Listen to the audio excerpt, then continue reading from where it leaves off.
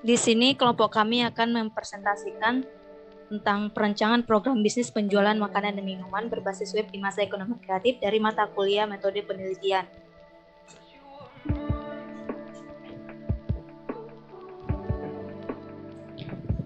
Yang pertama, perkenalkan, nama saya Korunika Siombing dengan NIM 111911177. Selanjutnya, Mendelin Yosefin Sitande dengan NIM 1119766 dan Anggita Sari dengan NIM 1119069 dan Ahmad Maulana dengan NIM 111908873. Abstrak. Menurut United Nations Conference on Trade and Development atau UNCTAD, ekonomi kreatif merupakan sebuah konsep ekonomi yang berkembang berdasarkan aset kreatif yang berpotensi menghasilkan pertumbuhan dan perkembangan ekonomi. Jadi pada dasarnya konsep ekonomi kreatif ini lagi mengedepankan kreativitas, ide, dan pengetahuan manusia sebagai aset utama dalam menggerakkan ekonomi di suatu negara dan akhirnya bisa mendunia. Oleh karena itu, sudah banyak generasi muda yang berminat menjalankan bisnis berbasis online. Dengan ini, kita bisa membangun dan merancang sebuah toko online yang di mana web tersebut menjual dan mempromosikan produk makanan dan minuman. Web yang tersedia berupa toko online yang menjual berbagai macam produk makanan dan minuman dengan perkembangan sistem, desain sistem, penulisan kode, pengujian sistem, dan pemeliharaan web yang baik agar dapat dikembangkan dan memudahkan customer untuk berbelanja secara aman dan efisien. Kata kunci penjualan makanan dan minuman, perancangan program bisnis. 1. Pendahuluan. Arti ekonomi kreatif sendiri yang dikutip dari buku Ekonomi Kreatif berbasis kearifan lokal, yaitu suatu konsep perekonomian di era ekonomi baru yang intensifikan informasi dan kreativitas dengan mengedepankan ide dan pengetahuan atau stock of knowledge dari sumber daya manusia sebagai faktor produksi yang paling utama. Karena itu, keyakinan akan masa depan sektor ekonomi kreatif ini yang akan mendorong Presiden Jokowi membentuk Badan Ekonomi Kreatif yang diharapkan berfungsi sebagai akselerator pertumbuhan ekonomi di Indonesia dan diharapkan bisa menjadi pilar perekonomian di masa depan. Untuk itu, dengan adanya perencanaan penjualan bisnis berbasis web memudahkan penyampaian informasi kepada masyarakat luas seperti apa saja yang kita jual. Dengan begitu, masyarakat dapat berbelanja dengan mudah melalui situs web menggunakan handphone. Untuk aktivitas transaksi pembayaran juga mudah bisa melalui transfer and banking. Dengan adanya perancangan penjualan berbasis web ini, kami berharap akan sangat berguna bagi masyarakat luas, di mana semuanya sudah disediakan di situs website dan mempermudah aktivitas jual beli makanan dan minuman antara penjual dan konsumen atau pelanggan. 2. Metode penelitian. Model perangkat lunak ini menggunakan metode air terjun atau waterfall. Model ini bersifat linear. Setelah satu fase selesai, kita bisa lanjut ke fase berikutnya. Setiap fase memiliki semacam turunan yang menunjukkan bahwa mereka saling berpengaruh dan berkaitan. Adapun tahapan di dalamnya yang dikutip dari buku Odol atau One Desa One Product unggulan online, penerapan metode naive Bayes. A. Recruitment atau tahap pengumpulan semua data yang dibutuhkan dan juga analisis. Ketika ingin membuat aplikasi atau situs web, dibutuhkan sebuah dokumen berisi informasi seputar software sistem yang nantinya akan dikembangkan. B. Desain. Hal yang harus diperhatikan adalah bahasa pemrograman yang akan digunakan seperti PHP, Java, dan lainnya. C. Coding. Coding yaitu coding software di mana pada tahap ini menggunakan data yang ada di persyaratan dan juga desain. D. Implementasi. Tahap ini untuk melakukan pengujian terhadap software yang sudah dimasukkan kode dan persyaratan lainnya. Kita harus memastikan apakah software ini sesuai dengan spesifikasi yang dibutuhkan apa belum. Jika masih ada kekurangan, kita perlu memperbaikinya. Pada tahap ini, waktu yang dibutuhkan cukup lama karena penguji harus memastikan kalau semua permasalahan yang ada sudah diselesaikan dengan baik. Jika tidak dilakukan tahap ini, tahap berikutnya akan berpengaruh dan jadi berantakan. E. Deployment. Tahap ini hampir sama dengan uji coba, namun yang membedakan ialah tahap implementasi uji coba dilakukan oleh tester internal, sedangkan tahap deployment semacam perilisan ketika produk atau aplikasi dinyatakan fungsional dan dapat digunakan oleh user langsung. F. Maintenance. Tahap ini merupakan tahap terakhir, tahap di mana setelah aplikasi sudah diluncurkan, kita tetap harus melaksanakan pembenaran dan penyempurnaan aplikasi. Maintenance ditunjukkan agar produk tetap sempurna dan dapat digunakan user dengan lancar. Selanjutnya akan disampaikan oleh Anggita Sari.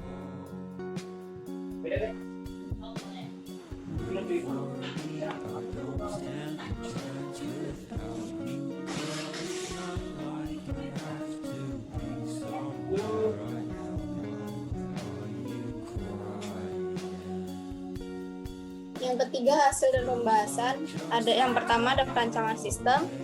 Sistem ini dibagi menjadi dua, yaitu ada admin untuk melayani konsumen dan yang kedua konsumen atau pelanggan untuk membeli barang.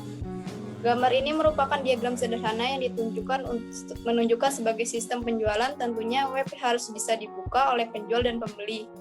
Di sini yang membedakan pembeli dapat memilih menu atau makanan, membeli dan melakukan transaksi pembayaran. Sedangkan admin dapat mengelola pesanan dari pembeli dan memprosesnya dari pengemasan hingga pengiriman. Dari data di atas dapat disimpulkan bahwa sistem ini memiliki dua aktor. Yang pertama, customer. Untuk login customer, memilih menu makanan atau minuman, mengkonfirmasi pesanan atau membatalkannya, melakukan transaksi kepada penjual, logout, dan yang terakhir menerima produk. Aktor yang kedua ada admin. Yang pertama untuk login, yang kedua update informasi produk, yang ketiga data produk atau makanan minuman, yang keempat kelola data transaksi, yang kelima laporan penjualan, yang terakhir logout.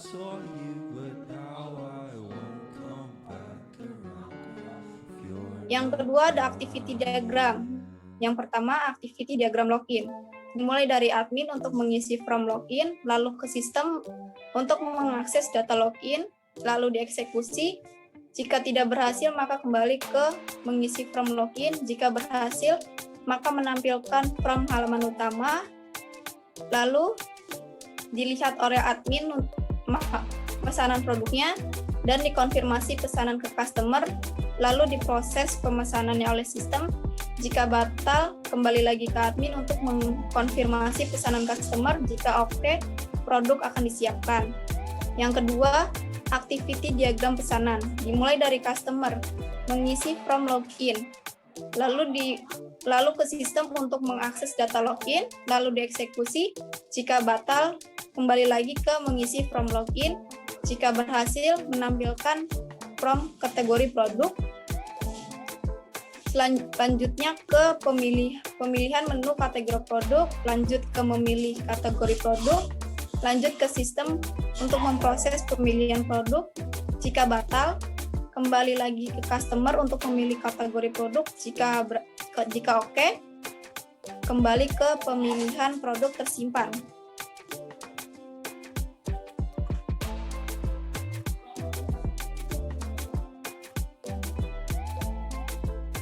Yang ketiga, activity diagram transaksi. Dimulai dari customer untuk memilih produk, lalu ke bagian penjual atau admin untuk pemilihan menu transaksi penjual, lalu ke sistem untuk menampilkan from table transaksi, lalu ke bagian penjual atau admin lagi untuk mengisi kode barang yang dibeli, lalu ke sistem untuk menampilkan detail barang, lalu ke bagian penjual atau admin untuk memasukkan jumlah barang, lalu ke bagian sistem kembali melakukan perhitungan jumlah barang, lalu selanjutnya menghitung total bayar, lanjut ke bagian penjual atau admin untuk mencetak kode pembayaran, dilanjutkan ke customer untuk menerima kode pembayaran, lanjut membayar produk lewat transfer, dilanjutkan ke bagian penjualan dan admin, menerima konfirmasi pembayaran, dilanjut ke sistem memproses pengiriman barang, lalu dilanjut ke bagian penjual atau admin untuk melakukan pengiriman barang, lalu dilanjut ke customer menerima barang yang dibeli.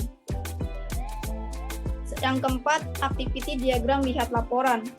Dimulai dari pemilik.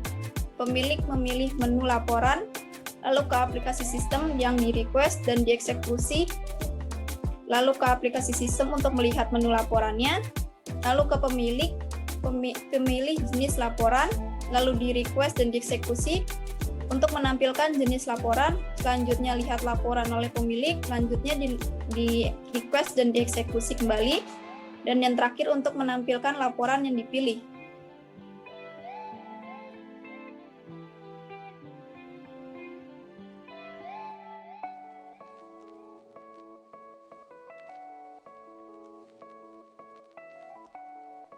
Selanjutnya ada kelas diagram. Untuk kelas yang user, itu ada user ID, dia menggunakan string, kemudian ada password menggunakan char, kemudian ada login status, itu juga menggunakan char, dan ada verify login, itu menggunakan boolean. Kemudian untuk kelas admin, ada username menggunakan char, password menggunakan char, kemudian ada nama menggunakan char, terus ada tambah produk, itu menggunakan void, lihat pemesanan juga menggunakan string, dan tambah kategori menggunakan void. Kemudian ada kelas pemesanan. Yang pertama itu ada ID pemesanan menggunakan char, kemudian tanggal menggunakan date, email menggunakan char, kemudian tujuan pengiriman menggunakan char, lalu ada alamat pengiriman menggunakan char, tanggal konfirmasi juga menggunakan char, konfirmasi, nama konfirmasi juga menggunakan char, jumlah konfirmasi menggunakan integer, status juga menggunakan char, dan lihat invoice itu pemesanan. Kemudian ada kelas pemesanan detail, ada ID pemesanan itu juga menggunakan char, kemudian ID barang menggunakan char, dan jumlah itu menggunakan integer, serta subtotal juga menggunakan integer, dan bisa lihat pemesanan detail itu menggunakan string.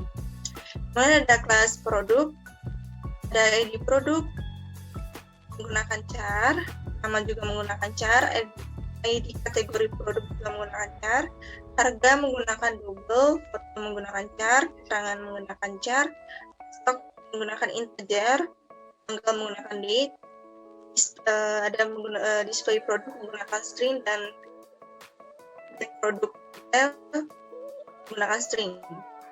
Kemudian ada kategori produk, itu ada ID kategori produk menggunakan char, ada nama menggunakan char, dan update kategori.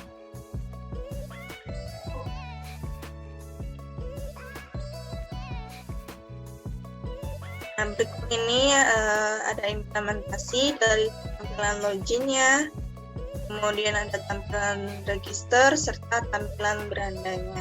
Boleh dilihat oleh teman-teman.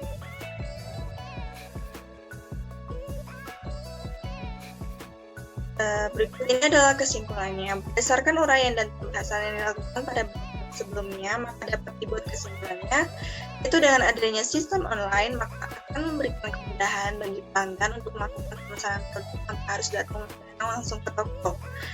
Kemudian ada terciptanya suatu sistem database pengolahan pelanggan yang memudahkan komunikasi antara pelanggan dan perusahaan, serta dapat dihasilkan informasi yang bermanfaat bagi perusahaan.